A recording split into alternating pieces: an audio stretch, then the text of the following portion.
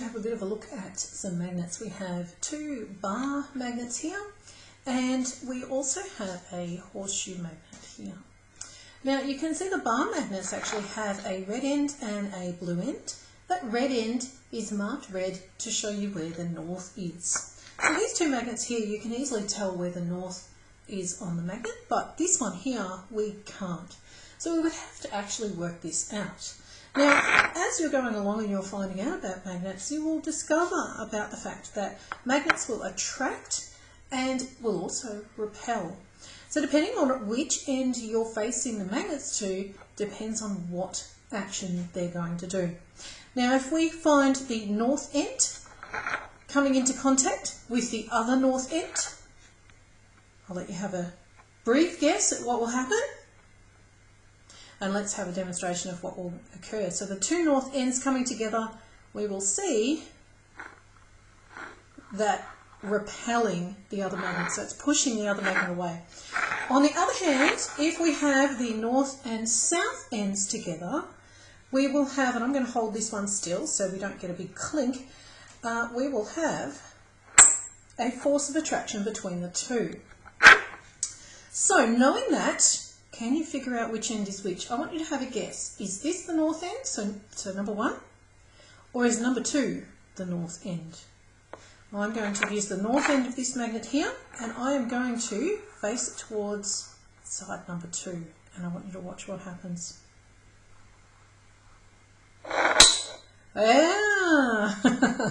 So tell me which one is the north end and which one is the south end of our horseshoe magnet, because remember, this is one magnet that has been bent around. So one end is north, one end is south, but if we split this magnet in half, we will make a north end and a south end on one half and a north end and a south end on the other half. So that magnet, if we break it, we will end up with 2 separate magnets. So just because we know that this end here is the north end and this end is the south end, if we break it in here, we will get a north here, where we break this because this is our south, so that will become a north. This is north, so that will become south on the other side. All right, let's have a bit of a play with our magnets and see what we can attract and what we can do with these. So I'm just going to put one of those aside. I'm going to put my horseshoe magnet off to the side here, and I'm going to try first of all with my bar magnet. So I'm going to get my bar magnet, and I have a lovely little toast rack here that old silverware, needs a bit of a polish.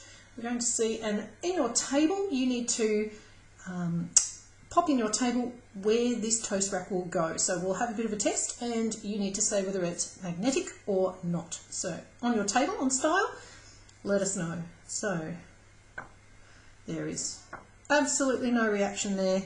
Let's try the other end of the magnet. Again, no reaction. So the toast rack is not magnetic. Let's have another look at a piece. What do you think? Magnetic or not? Definitely not. It's a piece of wood. Next, I have some grey leads. This one is a builder's grey lead that I use when I'm doing some build work. And let's have a look and see whether or not the lead inside these is magnetic. So, no reaction. Let's try the north end, just in case. Nothing at all. And the same with my other grey lead. No reaction. So those 2 grey leads will go in the non-magnetic section of your table. Okay, this is a fun one. I love this one. Bunch of paper clips. I'm going to get my horseshoe magnet and I am going to hold my horseshoe magnet over the top of this bunch of paper clips. Now, watching what happens. Oh, already. And I'm not even in the paper clips yet. I'm still holding above the paper clips.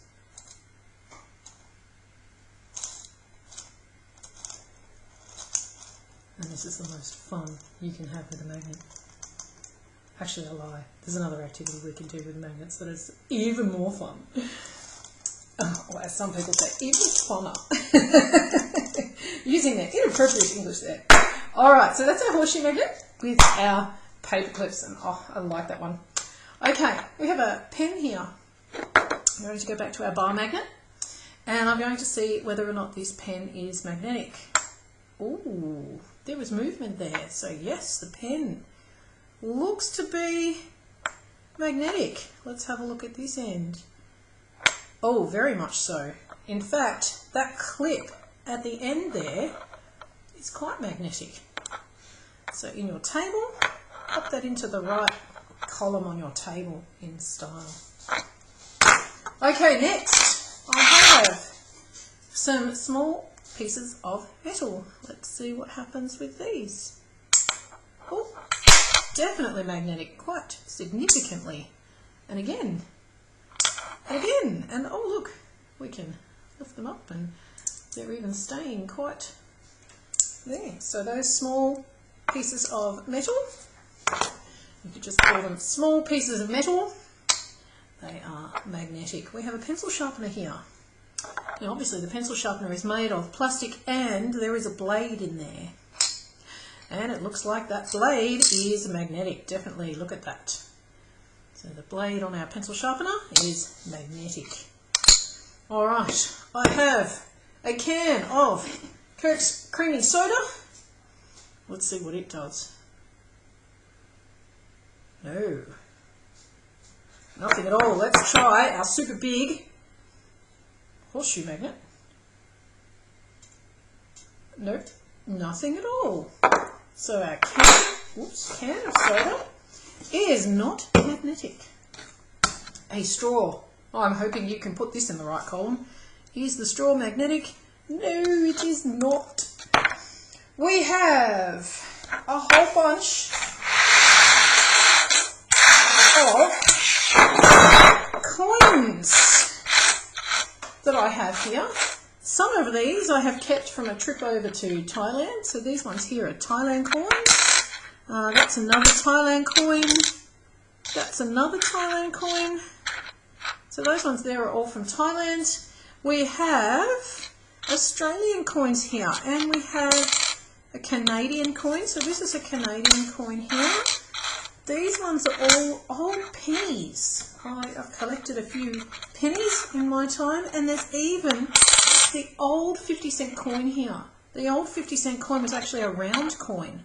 So instead of it, I don't know if you'll see it in the light there, instead of it being the shape that we currently have, it's a round coin, the old 50-cent coin. And what else do I have? Oh, there's a new pence there.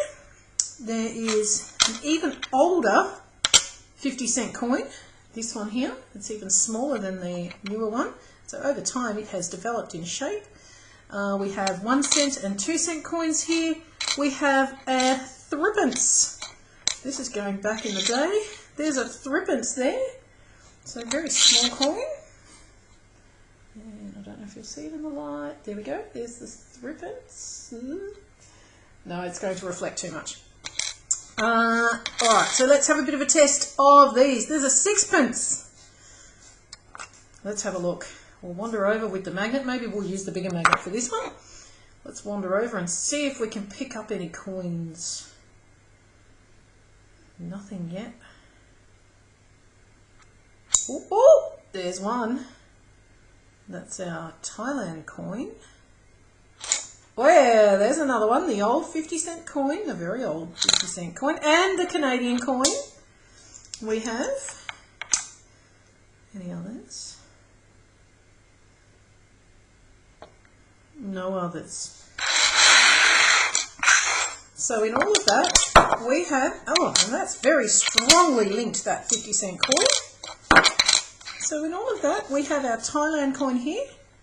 That's 20 baht. We have our old Australian coin here, the 50 cent. And we have our Canadian pence here. So I think that's a Canadian pence. No, it's 25 cents. Canadian 25 cents there. So those are the 3 coins out of all the coins we had that were actually magnetic. The older 50, the newer 50 cent, that's a Vanuatu coin. And the penny, the 2 cent coin, the 1 cent coin, the threepence, the pence, all of those were non-magnetic. So you can pop a few of those in there. I will grab some newer coins shortly and see what we find out of our current coins. But I vaguely remember this 50-cent coin being made quite considerably of silver, and it used to be melted down to obtain the silver out of it. I think it's that that 50-cent piece. Moving right along, we have a centennial coin here. Partridge in a pear tree. So that would have been one of the Christmas coins that was obtained a little while back. Now let's have a look, see if it's magnetic. No, not magnetic, but, oh, hello. The box it's made from is magnetic. Look at that. So the box, the coin, the box that holds the coin is magnetic. Okay. We have some stainless steel here. Now, this stainless steel is very high quality stainless steel, but this one here is very low quality stainless steel. Now, if you've got a fridge that has magnets on it and it's anything like my fridge, it's a stainless steel fridge. Yet when you have good high quality stainless steel, watch this. A little bit of magnetism there. If I get the lower magnet, not much at all, just a slight bit of magnetism. But on the other hand, the low quality stainless steel is very easy to pick up. So if you have a fridge that's made of stainless steel, it's probably got a little bit of some metal in there that will help with the magnetism, because you all know what we stick on our fridges. So our low quality stainless steel is quite magnetic, but yet our high quality stainless steel, not much of a reaction there. A little bit, but not as much. So it is still magnetic, but not to the high degree that the low quality stainless steel is. Oops, the spoon stuck to me. All right, teapot. Nothing. My teapot that I've just finished my tea in. Nothing at all. Alright, next. A pair of headphones. Alright, I want you to have a good think about a pair of headphones first before I do this. So have a think about what you think is magnetic. And you could even pause the video and see what you think is magnetic. So there are several parts to this. You've got the adapter that plugs in. You've got the actual headphone. You've got the volume control. And then you've got the cable. So I'm just going to straighten this out a little bit. Isn't this typical of a pair of headphones? Okay, let's start with the adapter. Ooh, magnetic. Let's have a look at the cord. Nothing. Nothing at all in the cord. Let's have a look at the little controller unit here for the volume. Ooh, that is magnetic. And let's have a look at the headphone component itself. Oh, you can already see, watch that. Look at that. Now, what's in a headphone? You could have a think about what's actually in a headphone. And you can have a quick discussion about that in your class, about what's actually in a headphone, because they are highly magnetic. Look at them. Highly magnetic. Let's try the other magnet. And look at that. Very, very magnetic. So have a think about what's in a headphone that's going to make it very magnetic. Okay. Next, I have a pair of scissors here. It says stainless steel on the pair of scissors here. So just in the centre there, it's got the word stainless steel written on them. Oh, there we go. Another one to put in the table.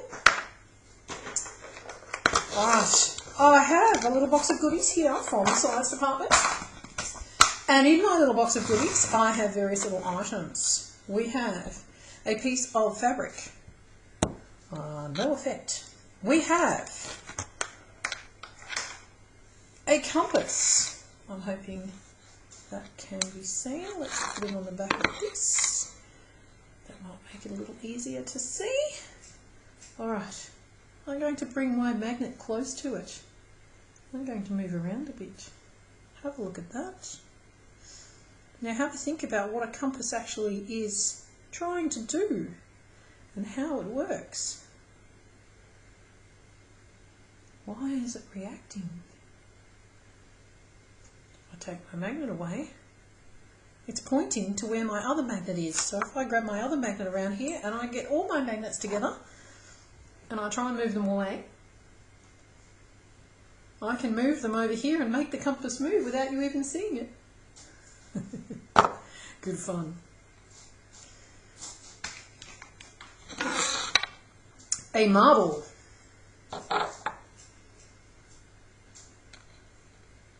Nothing. We have various labelled objects here, which we can try. That'll do. We have some zinc. We have nickel. We have aluminium. We have copper. We have, that's more nickel. And more aluminium. Alright, so let's, and there's a piece of chalk there as well. Let's have a look. Piece of chalk, nothing. Copper, nothing. Aluminium, nothing. Ooh, he jumped the cube. Zinc, nothing. Nickel, very nice. Nickel is very happy to be attracted to a magnet. Alright, pop those in your table as well. We have some styrofoam, nothing at all. We have a nail. Ooh, a nail reacts quite well. We have a hook.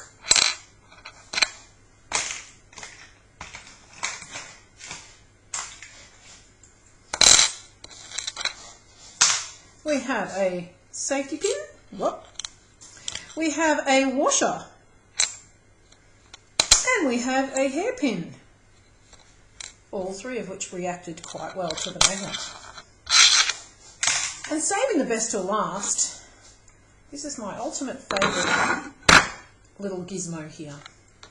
It has iron filings suspended in a liquid, and I can shake that liquid. And what I'm going to do is I'm going to put this magnet on the back of the this and turn it upside down, and you can watch what happens.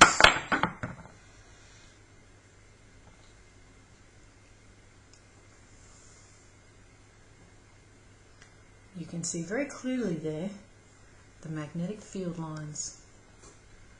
So you can see those between here, and you can also see them radiating out here, and if in person you could actually see them poking up from the magnet as well.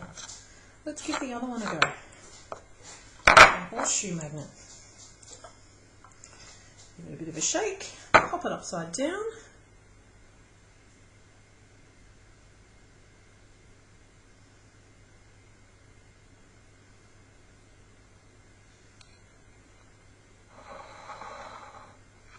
And have a look at that.